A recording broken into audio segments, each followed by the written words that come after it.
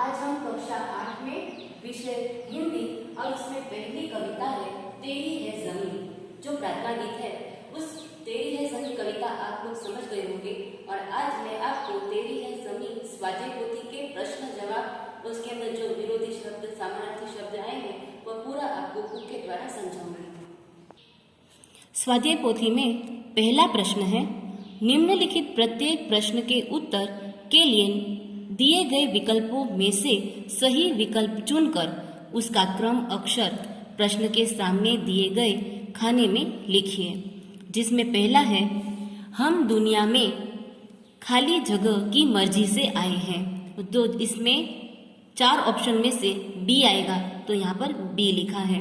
दूसरा प्रश्न, हमें खुदा की खाली जगह से शरीर और प्राण मिले हैं। तो इसमें ए उत्तर आएगा रहमत, तो हमें यहाँ पर ए लिखना है। तीसरा है, कवि चाहता है कि खुदा हम सब पर अपनी खाली जगह रखे। तो हमें इसका बी नजर, तो इसमें हमें बी लिखना है। चौथा है, खुदा चाहे तो हर खाली जगह को टाल सकता है। तो इसमें बी आफत आएगा, तो हम खाने में बी लिखेंगे। प्रश्न दूसरा, कोष्टक में से उचित शब्द चुनकर रिक्त स्थानों की पूर्ति कीजिए। हमें खाली जगह भरनी है, जिसमें 4 ऑप्शन आपको दे दिया गया है, पर यहाँ पर आगे पीछे है, हमको सही क्रम में रखना है। पहला है, तू है बड़ा खाली जगह तू बख्शिश कर। तू है बड़ा मेहरबा तू बख्शिश कर। दूसरा, हम किस हाल में हैं इसकी तुम खबर रखना। तीसरा, तू चाहे तो खाली जगह रखे, तू चाहे तो हमें रखे। चौथा है, तेरे आगे झुका के सर हम खड़े हैं। तो इस तरह सभी खाली जगह हमें भरनी है। प्रश्न तीसरा है, सही वाक्यांश चुनकर विधानों को पूर्ण कीजिए। यहाँ पे 3 अ, ब और क दिए हैं, हमें उसमें से चुनकर ये वाक्य को पूरा करना है। पहला है, ईश्वर हमारे गुनाहों को माफ कर देता है क्योंकि वह बड़ा मेहरबान और दयालु है।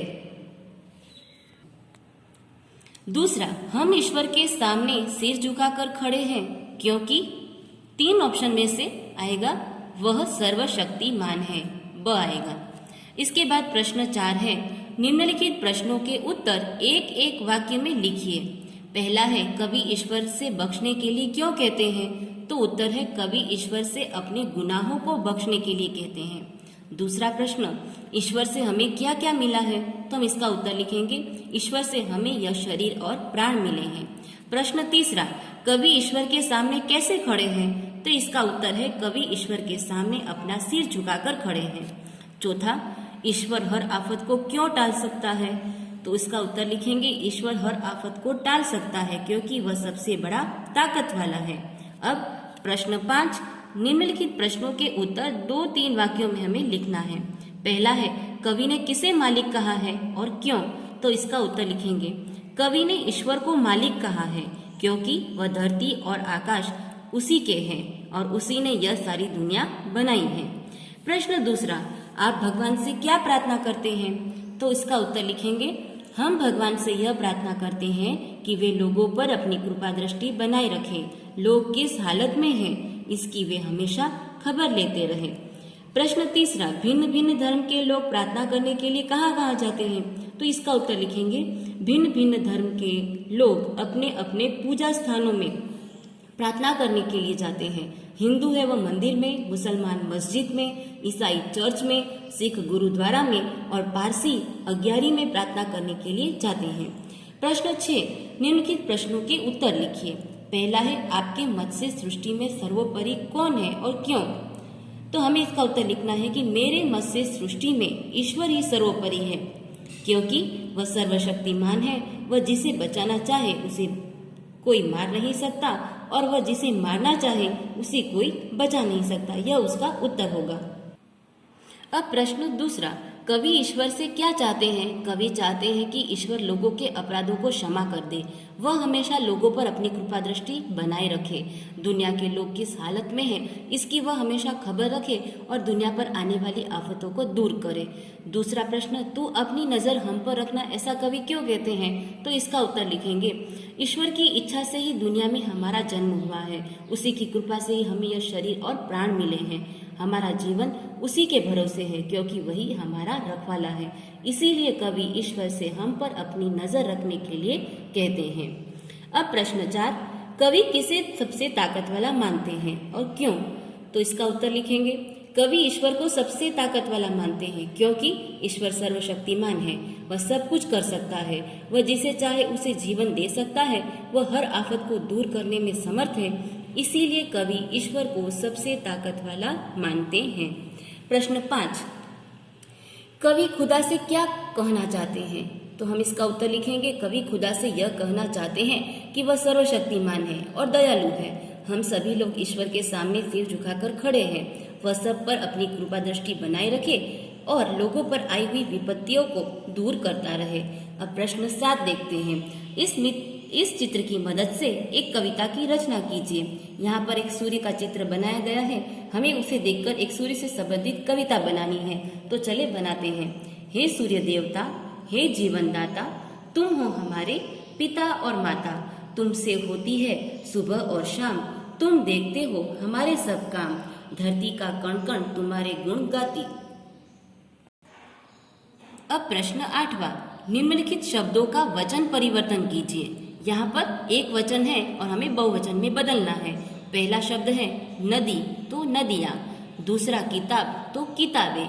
तीसरा दरवाजे, तो दरवाजा। चौथा कला, तो कलाएं। कौवा, तो कौवे। धातु, तो धातु। 7वां सड़कें, तो सड़क। कुत्ता, तो कुत्ते। कमरा लिखा है तो उसका बहुवचन कमरे।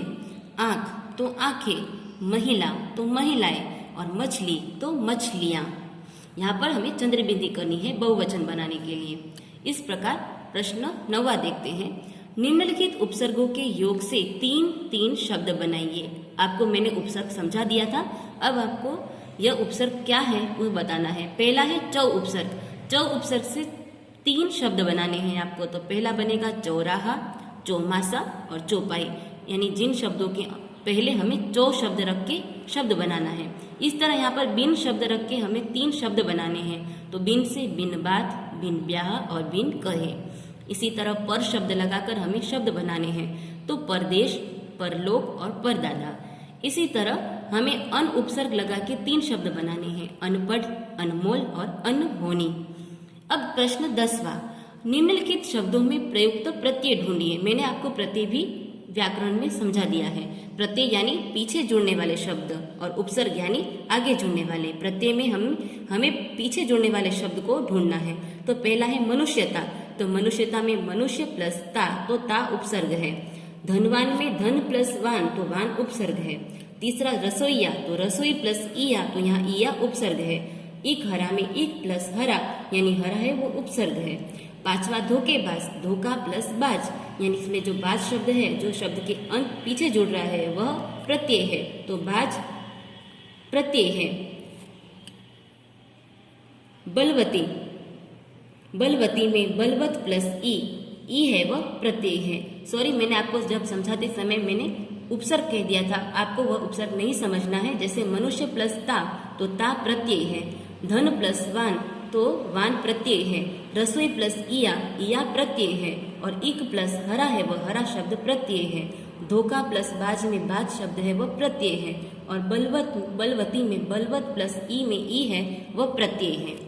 प्रश्न 11वां, वचन बदलकर वाक्य फिर से लिखिए। आप लोगों को 3 वाक्य दे दिए गए हैं, वो सभी एक वचन के हैं।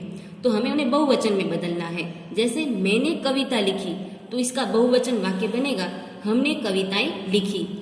दूसरा है यह मेरी किताब है, तो उसे बहुवचन में लिखेंगे ये हमारी किताबें हैं। और प्रश्न तीसरा है इसे लड्डू दे दो, इसे हमें बहुवचन में लिखेंगे इन्हें लड्डू दे दो। तो यहाँ पर आपका पाठ पहला तेरी है जमीन कविता के स्वाध्याय पोथी के सभी प्रश्न जवाब यहाँ पर पूरे होते हैं।